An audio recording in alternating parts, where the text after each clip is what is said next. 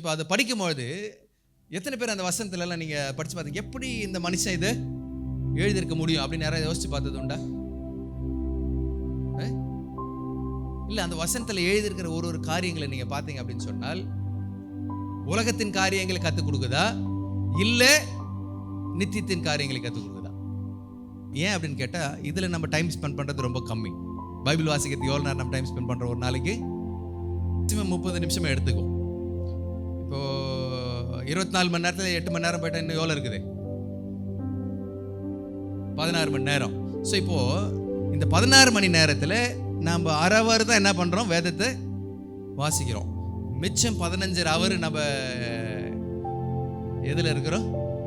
உலகத்தில் இருக்கிறோம். அந்த உலகத்தின் காரியங்களை தான் நம்ம என்ன பண்ணுறோம்? கற்றுக்கொள்கிறோம். சமையல் எடுத்துக்கங்களேன். நம்ம சமைக்கிற நேரம் எவ்வளோ நேரம்? எத்தனை ஹவர் சமைப்போம்? காலையில், மதியானம், நைட்டு. காலையில் ஒரு ஹவர் சமைப்போமா? அந்த லாஜிக்கை கூட எடுத்துக்குவோம். ஆப் எடுத்து நம்ம என்ன பண்ணோம், இப்போ வீட்டில்னா கூட நம்ம ஏதாவது என்ன பண்ணிடலாம் வாங்கி. நான் ரீசெண்டாக டெல்லியில் இருக்கும்போது என்ன சாப்பிடலாம்னு யோசிச்சுன்னு இருந்தேன். ஆப் திறந்து பார்த்தா என்ன வாங்கறதுனே எனக்கு என்ன பண்ணல, அவ்வளோ இருக்குது. வானடா அப்படின்னு போய் ரோட்டு காட்டில் போய் ரொட்டியும் தயிரும் என்ன பண்ணிட்டு வாங்கி, அப்போது டிசிஷன் எடுக்கிறதுக்கு கூட என்ன பண்ண முடியல நம்மளால. அதில் அவ்வளோ பொருள் போட்டு வச்சுட்டு இருக்கிறான், நம்மளால என்ன பண்ண முடியாது. அது பார்த்த உடனே நல்லா இருக்குமா, நல்லா இருக்காதா, காரமாக இருக்குமா, டேஸ்ட் இருக்குமா, வாங்கிட்டு வேஸ்ட்டாக போச்சுன்னா ஹிந்தியில் கூட பேச முடியாது. யோசித்தேன். ஸோ அப்போது அதில் கூட நம்ம லேர்னிங் பண்ணுறோம். என்னது கற்றுக்குறோம். இங்கே இது வாங்கினா நல்லா இருக்குமா, அதில் 2 சில்லி போட்டுக்கிறானா சிம்பிள், என்னது அது காரம், 1 போட்டுக்கிறானா லைட்டாக காரம், அது போடலன்னா இதெல்லாம் நம்ம என்ன பண்ணுறோம்? ஆப் ஓப்பன் பண்ணி கற்றுக்குறோமா இல்லையா? ஸோ இப்போது அடுத்தது பார்க்குறாங்க, என்னென்ன இருக்குது, நம்மளுக்கு பிடிச்சதா இருக்குதா இல்லை வேறு ஏதாவது புதுசாக இருக்குதா? புதுசாக இருந்தால் அது என்னது, அதை கிளிக் பண்ணி ஓப்பன் பண்ணோம், அது என்னென்னத்தில் செஞ்சுக்கிறான். பார்த்துருக்குறீங்களா யாராவது? இன்க்ரீடியன்ஸ் என்ன போட்டுக்கிறாங்க இதெல்லாம் பார்த்துட்டு அதுக்கப்புறம் ஆர்டர் பண்ணோம். ஸோ அப்போது நீங்கள் பார்த்துங்க அப்படின்னு சொன்னால் ஒரு பிரேக்ஃபாஸ்ட்டுக்கு ஒரு ஹவர், லஞ்சுக்கு ஒரு ஹவர், டின்னருக்கு ஒரு ஹவர் வச்சுக்க 3 ஹவர் நம்ம எதில் ஸ்பெண்ட் பண்ணுறோம்? வேவலெல்லாம் நம்மளுக்கு என்ன பண்ண தெரியாது, கண்டுபிடிக்க தெரியுதுன்னா அப்புறம் அதை பற்றி என்ன பண்ணியிருக்கிறோம், நம்ம அறிஞ்சு கொண்டு இருக்கிறோம். சரி, 3 ஹவர் போயிடுச்சு. மிச்சம் எவ்வளோ இருக்குது? 12 ஹவர் இருக்குது. இப்போ இந்த 12 ஹவர் போய் பேசுறது, வேலை செய்கிறது, நம்மளுடைய காரியங்கள் எல்லாத்தையும் அதில் என்ன பண்ணுறோம்? செய்கிறோம். ஸோ இப்போது மேக்ஸிமம் டைம் எதுக்கு நம்ம ஸ்பெண்ட் பண்ணுறோம்? சாப்பாடு கூட விட்டுருங்க, 12 ஹவர் நம்ம எது கூட ஸ்பெண்ட் பண்ணிட்டு இருக்கிறோம்? ஒன்று சும்மா இருப்போம், இல்லை டிவி பார்ப்போம், இல்லை மொபைல் படிப்போம், மொபைல் எடுத்து யூஸ் பண்ணுவோம், சோஷியல் மீடியாவில் டைம் ஸ்பெண்ட் பண்ணுறது, அடுத்தது அக்கம் பக்கம் வீட்டில் இருக்கிறவங்ககிட்ட உட்காந்து பேசுறது, அப்புறம் வேலை செய்கிறது. ஸோ வேலை செய்யும் போது கூட பேச்சு, அங்கேருந்து லேர்னிங்கு, இதெல்லாம் தான் நம்ம மண்டபத்தில் என்ன பண்ணியிருக்கோம், போயின்னு இருக்கோம். ஸோ அப்போது நம்ம இருதயம் மேக்ஸிமம் நிரப்பப்படுறது எதுனால அப்படின்னு கேட்டால் it is the worldly things. இந்த உலகத்தினுடைய காரியங்களினால் நிரப்பப்பட்டு இருக்கிறோம். ஸோ இப்போது இதெல்லாம் லேர்னிங், இத்தனை வருஷமாக நம்ம இதெல்லாம் இருதயத்தில் என்ன பண்ணின்னு இருக்கிறோம், ரொப்பினே இருக்கிறோம். At one point of time if you want to take an action, ஒரு குறிப்பிட்ட சமயத்தில் நாம் ஒரு காரியத்தை செய்ய வேண்டும் என்று தீர்மானம் எடுக்கும் பொழுது என்ன ஆக்ஷன் எடுக்கிறோம்னு வச்சு, நம்ம வீட்டில் ஒரு ஃபங்க்ஷன் வருது. என்ன ஃபங்க்ஷனு? பர்த்டே ஃபங்க்ஷன் வருது அப்படின்னு சொன்னால் நம்ம கற்றுக்கொண்டதான காரியங்களெல்லாம் எடுத்து அங்கே என்ன பண்ணுவோம், பயன்படுத்துவோம்.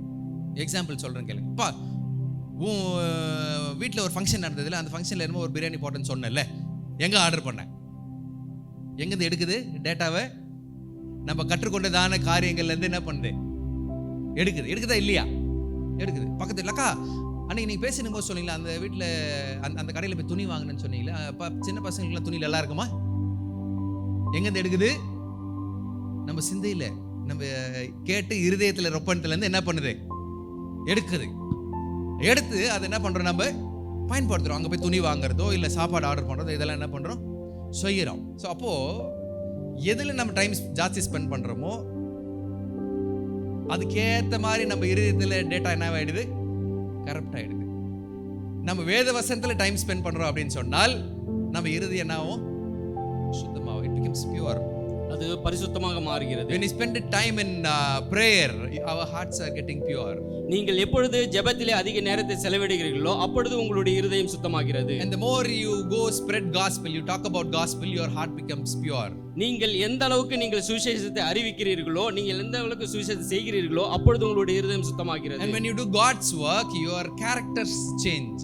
நீங்கள் எப்பொழுது தேவனுடைய காரியங்களை செய்கிறீர்களோ அப்பொழுது உங்களுடைய குணாதிசயங்கள் மாறுகிறது. அதுதான் ஆக்சுவலா பியூர் ஆவ ஹார்ட். உங்க இருதயத்துல ஒண்ணும் இல்ல, பியூரா இருக்குது அப்படின்னு சொன்னால் your character completely changes. உங்களுடைய குணாதிசயங்கள் நடவடிக்கைகள் முழுமையாக மாறுகிறதா இருக்கும். Hallelujah. So this is how we can exactly explain purity of your heart. உங்களுடைய இருதயம் பரிசுத்தமாய் இருப்பதற்கு, சுத்தமாய் இருப்பதற்கான ஒரு முழுமையான ஒரு விளக்கம் இதுதான். ஸோ இப்போ நம்ம ஆராய்ஞ்சு பார்க்குறோம் அப்படின்னு சொன்னால் உங்களுக்கு நல்லா தெரியும் எந்த நிலைமையில் உங்க இருதயம் இருக்குது, பியூரா இருக்குதா இல்லை கலப்படமாக இருக்குதா அப்படின்றது உங்களுக்கு நல்லாவே தெரியும். I don't have to pinpoint and say something. நான் குறிப்பிட்டு ஒரு காரியத்தை சொல்லி உங்களை நான் குற்றப்படுத்த விரும்பவில்லை. இப்போ பியூர் அப்படின்றது குறித்து நம்ம என்ன பண்ணோம், சுத்தம் அப்படின்றது குறித்து நம்ம பார்த்துட்டோம். சுத்தம்னா என்னன்னு தெரியும், இருதய சுத்தம்னா என்னன்னு நம்மளுக்கு இப்போ தெரியும். இருதய சுத்தமானா நம்ம என்ன பண்றோம், மாறுறோன்றது நம்மளுக்கு தெரியும். ஸோ இப்போ இருதயம் என்ன நம்மளுக்கு என்ன பண்ணிக்கணும் தெரியணும். So will learn about that. அதை குறித்து நாம் கற்றுக்கொள்ளலாம். அண்ட் ஃபர்ஸ்ட் திங், யோவான் 14:1 வாசிப்போம். John chapter 14:1. உங்கள் இருதயம் கலங்காதிருப்பதாக அப்படின்னு இந்த வசனம் சொல்லுது. அப்படின்னு சொன்னா இருதயம் எதனோட அட்டாச்டு அப்படின்னு கேட்டா எமோஷன்ஸ். எத்தனை பேருக்கு எமோஷன் இருக்குது? எமோஷன், உணர்ச்சிகள். எத்தனை பேருக்கு உணர்ச்சி இருக்குது? இருதயன்றது என்னது? இங்க வேத வசனம் சொல்லுகிறதான வார்த்தை என்னன்னு கேட்டா இருதயம் அப்படின்னு சொன்னா என்னது? அது உணர்ச்சி. தேவன் நாங்கள் சொல்றாரு, ஸ்பெசிஃபிக்கா சொல்றாரு பாருங்க, உங்கள் இருதயம் கலங்காது இருப்பதாக அப்படின்னு. அவர் இந்த ஹார்ட்டை குறித்து பேசல, இமோஷன்ஸ் குறித்து அவர் என்ன பண்ணிருக்கிறார், அந்த இடத்துல பேசின்னு இருக்கிறார். Most of the times we don't realize, even நம்மளுக்கு இருக்கிறதான உணர்ச்சி கூட இருதயம் அது சுத்தமா இல்லைன்றது நம்மளுக்கு என்ன பண்ணது, கலங்கி இருக்குதுன்னு சொன்னா என்ன கிடையாது, உங்க இருதயம் சுத்தமா இல்லை. அதனால ஸ்பெசிஃபிக் ஆண்டவர் சொல்லியிருக்காரு, நம்மளுக்கு கலக்கம் அப்படின்றது ப்ரிடாமினண்டா இருக்குது. எல்லாருக்குமே கலக்கம்ன்றது உண்டு. எமோஷன்ஸ், நிறைய எமோஷன்ஸ் இருக்குது. என்னென்ன எமோஷன்ஸ் இருக்கு சொல்லுங்க பார்க்கலாம். அழுவுறது, சிரிக்கிறது, சந்தோஷமா இருக்கிறது, கோபமா இருக்கிறது, துக்கமா இருக்கிறது, நமக்கு இன்னொன்று உம்முன்னு இருக்கிறது இருக்குது. அப்புறம் நடிப்பு, என்னது வேற என்ன இருக்குது, கர்வம், திமிரு, வேற இருமாப்பு, கல் நெஞ்சி, ஆணவம், அகங்காரம், அப்புறம் வேற என்ன இருக்குது, ஆட்டம், பாட்டம், கொண்டாட்டம், இதெல்லாம் என்னது, எமோஷன்ஸ், நம்மளுடைய எமோஷன்ஸ் தான். ஸோ அப்போ இருதயன்றது என்னது, எமோஷன்ஸ். அந்த எமோஷன் கூட என்னவா இருக்கணும், பியூரா இருக்கணும். ஸோ அது ஒரு வசனம். இன்னொரு வசனத்தை வாசிப்போம். நெகேமியா 2:2 மனதில் துக்கமே அப்படின்னு சொன்னா அதுவும் என்னது, ஒரு எமோஷன் தான். ஸோ அப்போ இருதயத்தில் துக்கமும் வருது. துக்கம் வந்து 2-3 வேலை பண்ணோம். ஒன்று அழு வைக்கும், இன்னொன்று துக்கம் என்ன பண்ணும், தொண்டையை அடைக்கும். அடுத்த சில பேர் துக்கத்தில் செத்து போனவங்களும் இருதயமோ, உண்மையால இருதயம் நான் சொல்றது, ஹார்ட் என்ன பண்ணிடும், நின்றுடும். டமால் ஒரு சத்தம் பயங்கரமாக கேட்டுச்சுன்னா டப்புன்னு என்ன பண்ணிடும், எமோஷன்ஸ், பயம் என்ன பண்ண வச்சிடும். ஸோ அப்போது இருதயன்றது இட்ஸ் வேதத்தின் பிரகாரம் எமோஷன் அப்படின்றத நீங்கள் என்ன பண்ணீங்க, மைண்டில் வச்சுங்க. சரி, அடுத்தது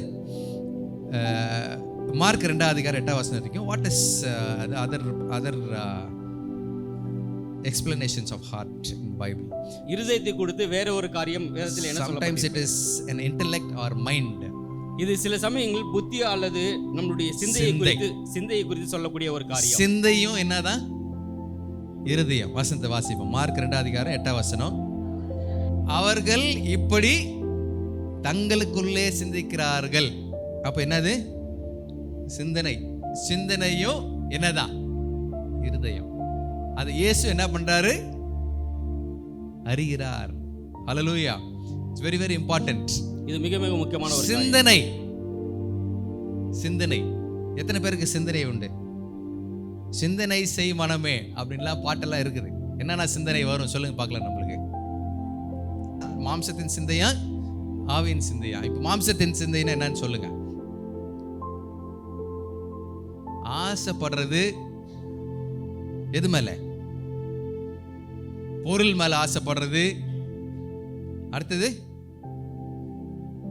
பதவி மேல ஆசைப்படுறது. வேற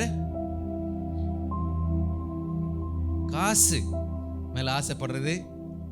So if you think you have a lot of things running in your mind. உங்களுடைய சிந்தையிலே அநேக காரியங்கள் ஓடிக்கொண்டே இருக்கும். இது வரைக்கும் நீங்க சொன்னதெல்லாம் சிரிப்பா இருக்கிறது நம்ம செய்யறது இன்னும் இருக்குது. அவனை எப்படி நம்ம என்ன பண்ணலாம்? பழி வாங்கலாம். அவன் எப்படி மேலே ஏற விடாம அவன் என்ன பண்ணலாம்? This is how our hearts get unclean. இப்படியாக நம்மளுடைய இருதயமானது சுத்தமில்லாத ஒரு இருதயமா மாறுகிறது. அடுத்து இன்னொரு வசனம் வாசிப்போம். Hebrews chapter 4 verse 12. எபிரேயர் 4வது அதிகாரம் 12வது வசனம். இது இருதயத்தின் யோசனைகளையும் நினைவுகளையும் எது அறியுதா? தேவனுடைய வார்த்தை. ஸோ அப்போ அந்த மைண்ட வசனங்கள் ஈஸியா என்ன பண்ணிடும்? அறிஞ்சிடும். தேவைப்பட்டால் அது என்ன பண்ணும்? குத்தும். பேசும்போது சில பேருக்கு மனசு குத்துதுன்னு சொல்றாங்க தெரியுமா? தேவனுடைய வார்த்தை வரும்போது எனக்கு என்ன பண்ணுச்சு? இருதயம் குத்துது அப்படின்னு சொன்னா காரணம் என்ன? நம்ம இருதயம் சுத்தமா இல்லை. அடுத்த இருதயத்தினுடைய அடுத்த எக்ஸ்பிளனேஷன், will of man. மனிதனுடைய சித்தம் என்னது? நம்முடைய சித்தமும் என்னதான்? இருதயம். தேவன் மனுஷனுக்கு கொடுத்த ஒரே ஒரு காரியம். மற்ற மிருகத்துங்களுக்கெல்லாம் அதை தேவன் என்ன பண்ணல? கொடுக்கல. நமக்கு என்ன கொடுத்துருக்கிறாரு? தேவன் ஃப்ரீ வில், மனுஷனுடைய சிந்திக்கிறதான, சுயமா சிந்திக்கிறதான ஆற்றல். So that is also heart. அதுவும் இருதயத்தை தான் குறிப்பிடப்படுகிறது. நீங்க தானியேல் 1 அதிகாரம் 8 வசனத்துல நீங்க வாசிங்க அப்படின்னு சொன்னா, ஸோ அப்போ it's decision of taking which is right and which is wrong. எது சரி எது தவறு என்பதை தீர்மானிக்கக்கூடிய ஒரு சித்தமான ஒரு காரியத்தை அவன் செய்கிறான். சில நேரத்தில் இது சரியில்லை அப்படின்னு டிசைட் பண்ணி நம்ம சரியான காரியத்தை செய்வோம். சில நேரத்தில் தப்புன்னு தெரிஞ்சும் செய்வோம். ஸோ அந்த டிசிஷன் எடுக்கிற அந்த வில் இருக்குது பாருங்க, அதுதான் இருதயம். ஹல்லேலூயா. அடுத்தது இன்னொன்று நீங்கள் வசந்த எழுதி வச்சிங்க, வீட்டில் போய் வாசிச்சு பாருங்க. லூக்கா எழுதின சுவிசேஷம் 21:14. சரி, அடுத்தது altogether biblical picture of heart is the inner man. இந்த வேதத்தின் பிரகாரமாக ஒரு மனிதனுடைய முழுமையான ஒரு பிம்பத்தை வெளிப்படுத்துகிறது. அவனுடைய உள்ளான மனுஷனை வெளிப்படுத்துகிறது. என்னது? மனுஷனுடைய உள்ளான மனுஷன் தான் என்னது? இருதயம். மனுஷனுடைய உள்ளான மனிதன். நமக்கு உள்ளான ஒரு மனிதன் இருக்கிறான்னு கேட்டார். உள்ள ஒரு மனுஷன் இருக்கிறான். அதுதான் என்னது? இருதயம். நீங்க எல்லாத்தையும் ஒண்ணா போட்டு பார்த்தீங்க அப்படின்னு சொன்னா உள்ள ஒருத்தன் இருக்கிறான். அவன் தான் என்ன பண்ணின்னு இருக்கிறான்? காரியங்களை செய்யறான். நம்ம பழித்துக்கு போட்டு போகலாம், ஆனா பண்றதுல யாருதான்? பனி மாதிரி தான். வெளில எப்படி இருப்போம்? வெள்ளையா இருப்பான். உள்ள ஒருத்தன் இருக்கிறான். அவன் தான் எல்லாத்தையும் என்ன பண்ணின்னு இருக்கிறான். அது யாரு? அது இருதயம். ஒரு வசனத்தை வாசிப்போம். Proverbs chapter 4 verse 23. நீதிமொழிகள் 4வது அதிகாரம் 23வது வசனம். எல்லா காவலோடும் உன் இருதயத்தை காத்துக்கொள், அதிலிருந்து நின்று ஜீவ ஊற்று புறப்படும். எங்கிருந்து ஜீவ ஊற்று புறப்படுதா? ஒரு பக்கம் இந்த வசனம் எப்படி சொல்லுதா? அடுத்தது இன்னொரு பேர் இருதயத்துக்கு, source of all man's trouble. மனுஷனுடைய எல்லா பிரச்சனைக்கும் மூல காரணம் இருதயம். என்னது? மனுஷனுடைய எல்லா பிரச்சனைக்கும் காரணம் இருதயம். ஒன்று ஜீவ ஊற்று புறப்படுகிறதான ஒரு காரியம், இன்னொன்று பிரச்சனை, அதனுடைய சோர்ஸ் எது? இருதயம். எரேமியா 17 அதிகாரம் 9வது வசனத்தை வாசிங்க. எல்லாவற்றையும் பார்க்கிலும் இருதயமே திருக்குள்ளதும் மகா கேடுள்ளதுமாய் அதை அறியத்தக்கவன் யார்? கேள்வியே எங்க? ஆனா நம்ம யாருக்குமே என்ன பண்ணாது. நம்மளை பொறுத்த வரைக்கும் நம்ம யாரு ஸ்னோ. ஏன் அப்படின்னு சொன்னா நம்மளுக்கு என்ன பண்ணுது சொல்லும் போதே நம்ம இருதயம் நம்மள என்ன பண்ணுது, அவங்க பார்த்து நம்மள ஸ்னோன்னு சொல்றாங்களே அப்படின்னு சொல்லும் போதே நம்மளுக்கு இருதயம் என்ன பண்ணுது, குத்துது. அந்த வசனம் செலிவா சொல்லியிருக்குதுன்னா செலிவா சொல்லியிருக்குது. இப்போ மார்க் எழுதின சுவிசேஷம் 7 அதிகாரம் 21-23 வாசிங்களேன். எப்படி எனில் மனுஷனுடைய இருதயத்திற்குள்ளிருந்து பொல்லாத சிந்தனைகளும் விபச்சாரங்களும் வேசித்தனங்களும் கொலை பாதகங்களும் களவுகளும் பொருளாசைகளும் துஷ்டதனங்களும் கபடும் காமவிகாரமும் வன்கண்ணும் தூஷணமும் பெருமையும் மதிகேடும் புறப்பட்டு வரும். பொல்லாங்கனவைகளாகிய இவைகளெல்லாம் உள்ளத்திலிருந்து புறப்பட்டு மனுஷனை தீட்டுப்படுத்தும் என்றார். எங்கிருந்து புறப்படுதா பாத்தீங்களா? ஆமாவான்னு கேட்டார். எல்லாருக்கும் ஆமான்னு இது நல்லாவே. ஆனா இருதயம் தான் சோர்ஸ்ன்னு யாருக்குமே தெரியாதா? இப்பதான் தெரியும். இதெல்லாம் இருதயத்தில் வருதுன்னா யாரும் என்ன பண்ண மாட்டோம், ஒத்துக்கிறது ரொம்ப கஷ்டம். ஒத்துக்கிறது கஷ்டமா இல்லையா? இவ்வளவோ தோணுதான்னு கேட்டா இவ்வளவோ இருதயத்தில் என்ன பண்ணுது, வருது. It is a very dangerous part that we have. இது மிகவும் ஆபத்தான ஒரு பொருளை தான் நாம் வைத்திருக்கிறோம். வேதவசத்தின் பிரகாரம் நம்ம இப்படி தான் வச்சுக்கணும்னு நம்மளுக்கு தெரியும். உலகத்தின் பிரகாரம் இப்படி வச்சுக்க கூடாதுன்னு நம்மளுக்கு தெரியும் வேதவசத்தை கம்பேர் பண்ணும்போது. ஆனால் உலகத்துக்கு போய் வாழும் பொழுது we think that we have to be of this world. உலகத்துக்கு என்ன பண்ணுவார்களா மாறணும் நம்ம ஒத்து. ஒரு இங்கிலீஷ்ல ஒரு பழமொழி இருக்குது, be a Roman when you are in Rome. என்னவா? ரோம சாம்ராஜ்யத்தில் இருக்கும் போது நீ எப்படி வாழணுமா, ரோமனா வாழணும். சில பேர் சொல்லுவோம் நம்ம ராஜா மாதிரி என்ன பண்ணா சொல்லி இல்ல ஒண்ணு இருப்பா, நீ ராஜா, நீ எப்படி வாழணும், உண்மையா வாழ முடியுமா? But we want to live like that in our minds, in our hearts. நம்மளுடைய இருதயத்திலோ நம்மளுடைய சிந்தையிலோ அந்த மாதிரி ஒரு வாழ்க்கையை வாழ வேண்டும் என்று நாம் நினைக்கிறோம். And it is very very difficult for us to fix that. அதை சரி செய்வது நமக்கு மிக மிக கடினமான ஒரு காரியம். And we'll find out about what actually is the outcome of pure heart. சுத்தமான இருதயத்தை வச்சிருக்கிறதுனால நம்ம எந்த மாதிரி மனுஷனா மாறணும், எந்த மாதிரி மனுஷனா நம்ம இருக்க மாட்டோம் அப்படின்றத நம்ம என்ன பண்ணிக்கணும், தெரிஞ்சுக்கணும். முதல்ல சுத்தம் என்னன்னு பார்த்துட்டோம், அடுத்தது இருதயம் என்னன்னு பார்த்துட்டோம், அடுத்தது இதுல இருந்து வருகிறதான அவுட்புட்டு நம்ம என்ன பண்ணி ஆகணும், பார்த்துதான் ஆகணும். A true Christian is not a reformed matter. உண்மையான கிறிஸ்தவன் தன்னுடைய வெளிப்புறமான மாற்றத்தை செய்வது மாத்திரமல்ல, he has to make sure he fixes his inner man. அவனுடைய உள்ளான மனுஷனை சரி செய்து வெளியே காண்பிக்கக்கூடிய ஒரு மனிதனாக இருக்க வேண்டும். வேத வசனத்தின் பிரகாரம் உள்ளான மனுஷன் எப்படி மாறுவான் அப்படின்னு கேட்டால் he will be poor in spirit. ஆவியிலே எளிமை உள்ளவர்களாக இருக்க வேண்டும். என்னது? ஆவியிலே எளிமை உள்ளவர்களாய் இருக்க வேண்டும் உள்ளான மனுஷன். அப்படி இருக்கும் பொழுது என்ன நமக்குள்ள இருந்து போகுது அப்படின்னு கேட்டால், பெருமையின் இருதயம் நம்ம விட்டு போகும்பொழுது நம்ம இருதயத்தில் நிறைந்திருக்கிறவர் யாரு? ஆவியானவர். It is God who is going to dwell inside you, and he is the one who is going to be completely occupying your heart, and it becomes pure.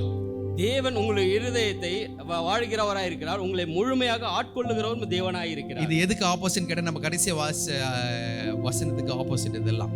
சரி, அடுத்தது the mourner. அடுத்தது துயரப்படுகிறவன் பாக்கியவான். துயரப்படுகிறவர்கள் பாக்கியவான். இப்போ அவங்க இந்த மாதிரி ஒரு ஹார்ட் வச்சிருக்கிறாங்க அப்படின்னு சொன்னால் எவ்வளவு பிரச்சனை வந்தாலும் தேவன் என்ன பண்ண மாட்டாரு, கைவிட மாட்டாரு, திராணிக்கு மேலாகவும் சோதிக்க மாட்டாரு. நமக்கு எது நல்லதோ அதை தேவன் நமக்கு என்ன பண்ணுவாரு, கொடுப்பாருன்ற ஒரு இருதயம் நம்மளுக்கு என்ன பண்ணும், வரும். ஸோ இப்போ முதல் ஆவியில எளிமையா இருக்கணும், அடுத்தது துயரப்படுகிறவர்களாய் நம்ம என்ன பண்ணணும், யாருக்காக துயரப்படணும், அழிந்து போகிறதான உங்களுக்கு இல்லை, ஐயோ என்ன எப்படி ஆயிடுச்சு அப்படின்னு துயரப்பட சொல்லலை. அழிந்து போகிற ஆத்மாக்களுக்காக நம்ம என்ன பண்றவர்களா இருக்கணும், துயரப்படுகிறவர்களா இருக்கு. And the merciful is the person filled with pity and compassion in his heart. இரக்கமும் மன உருக்கமும். இரக்கம். இன்னைக்கு நம்ம உலகத்துல ஒரு வார் வந்துடுச்சு அப்படின்னு சொன்னோன்னே நம்ம எல்லாம் என்ன பண்றோம், பதட்டப்படுறோம். ஏன் அப்படின்னு சொன்னா ஜனங்க அங்க என்ன பண்ணின்னு இருக்குது, கொத்து கொத்தா அழிஞ்சுன்னு இருக்குது. சின்ன பசங்க, பெரியவங்க, வயசானவங்க, வியாதியில இருக்கிறவங்க, இவங்க எல்லாரும் என்ன பண்ணின்னு இருக்கிறாங்க. அது எப்போ நம்மளுக்கு அந்த யோசனை வரும் அப்படின்னு கேட்டால், எப்போ வரும், மனசுல இரக்கம் இருந்தாதான் நம்ம இருதயத்துல இந்த மாதிரி ஒரு சிந்தனை என்ன பண்ணும், வெளியில வரும். இரக்கமே இல்லாம இருக்கிறாங்கன்னு கேட்டா ஆட்கள் இருக்கிறாங்க, அவங்களுக்கு அதெல்லாம் பத்தி ஒண்ணுமே இதுவே இல்லை. ஒரு மனுஷன் கஷ்டப்படுறதோ, ஒரு மனுஷன் இறக்குறதோ, இல்ல ஒரு மனுஷனை துன்புறு ஒரு பெரிய விஷயமே இல்லை அப்படின்னு இருக்கும்போது அவங்க இருதயத்துல என்ன இல்லை, there is no mercy in their heart. அவங்களுடைய இருதயத்திலே இரக்கம் இல்லை. உண்மையா இன்னைக்கு பாத்தீங்க அப்படின்னு சொன்னால், இந்த நியூஸ் பேப்பர் எடுத்து பார்த்தாலே உங்களுக்கு நல்லாவே தெரியும், இல்லை நியூஸ் கேட்டாலே உங்களுக்கு தெரியும், இந்த உலகத்துல என்ன இல்லை, இரக்கம். கழுத்தை அறுத்துட்டு என்ன பண்ண இருப்பாங்க, போயினே இருப்பாங்க. உண்மையா இருக்கிறது மாத்திரம் கிடையாது, துரோகமும் என்ன பண்ணிட்டு போயினே இருப்பாங்க. கொஞ்சம் கூட இருக்காது மனசுல, கொஞ்சம் கூட இருக்கமே, நம்ம இது செய்யறோமே, இவங்க நம்மளுக்கு நல்லது செஞ்சாங்களே, நம்ம கஷ்டத்துல கூட இருந்தாங்களே, அவங்க பாட்டுன்னு அவங்களுக்கு தேவையான காரியங்களை செஞ்சுட்டு உங்களை அறுத்து விட்டு என்ன பண்ண இருப்பாங்க. This is how the world has become. இந்த உலகம் இப்படிதான் போய் கொண்டிருக்கிறது. உங்களுடைய இருதயம் அந்த மாதிரி என்ன பண்ணக்கூடாது, இருக்கக்கூடாது. அதுக்கு பதிலாக இரக்கமுள்ள மனதுருக்கமுள்ள இருதயத்தை நீங்க என்ன பண்ணிருக்கணும், வச்சிருக்கணும். So this is the reflection of a pure heart. இது சுத்தமான இருதயத்தினுடைய பிரதிபலிப்பாய் காணப்படுகிறது. அடுத்தது இருதயம் என்ன ரிஃப்ளெக்ட் பண்ணுது அப்படின்னு கேட்டா, தேவனுடைய சாயலை நம்மள என்ன பண்ணுது, பிரதிபலிக்கிறதா இருக்கிறது. It reflects the presence of the Lord in your life. உங்களுடைய வாழ்க்கையிலே தேவனுடைய சாயலை பிரதிபலிக்கிறதா இருக்கும். என்னது, இதுதான் அகத்தின் அழகு முகத்தில் தெரியும். இதை நான் எக்ஸ்பிளைன் பண்ண வேண்டிய அவசியம் கிடையாது. நீங்க இருதய சுத்தமா வச்சு இந்த மாதிரி சிந்தைகளை வச்சிருக்கிறீங்க அப்படின்னு சொன்னால், கண்டிப்பா தேவன் என்ன பண்ணுவாரு, உங்க இருதயத்திலே வாசம் பண்ணுகிறவராய் இருக்கிறார். Not only that, he reflects in your life. அவர் உங்களுடைய வாழ்க்கையில மற்றவர்களுக்கு பிரதிபலிப்பாகவும் காணப்படுகிறவராய் காணப்படுவீர்கள். And the next thing is the last one, and it is renewed every day. ஒவ்வொரு நாளும் உங்களை புதுப்பிக்கக்கூடியதாய் இருக்கும். And your inner man is always becoming new. உங்களுடைய உள்ளான மனுஷன் எப்பொழுதுமே புதிய மனுஷனாக காணப்படுவான். வசனத்துல போடுறது, காலைதோறும் உம் கிருபை புதிதா இருக்குது, அது அவருடைய கிருபை.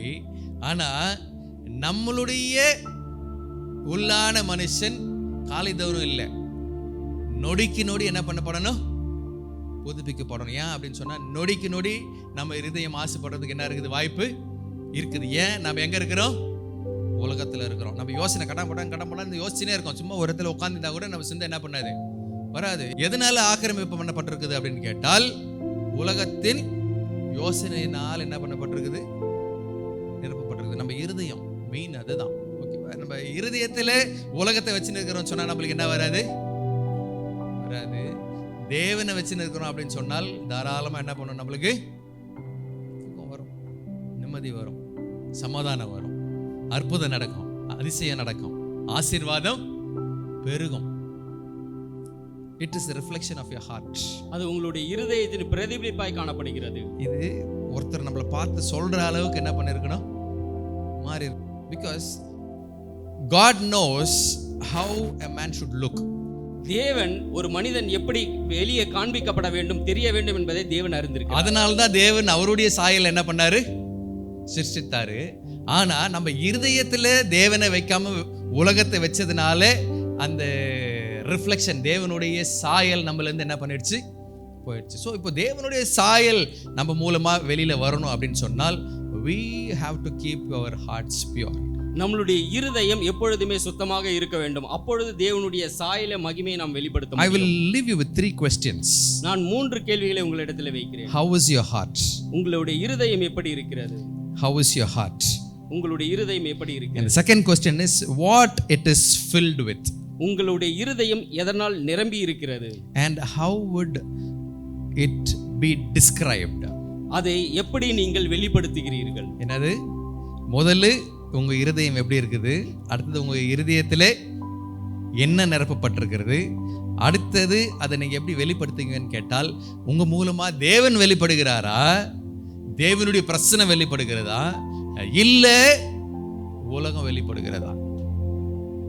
These are the 3 questions I want to leave you with. இந்த 3 கேள்விகளை உங்களிடத்தில் நான் வைக்க விரும்புகிறேன். எனக்கு இந்த பதில் வேணாம். I don't want the answer for this. இந்த 3 கேள்விகளுக்கு எனக்கு பதில் தேவையில்லை.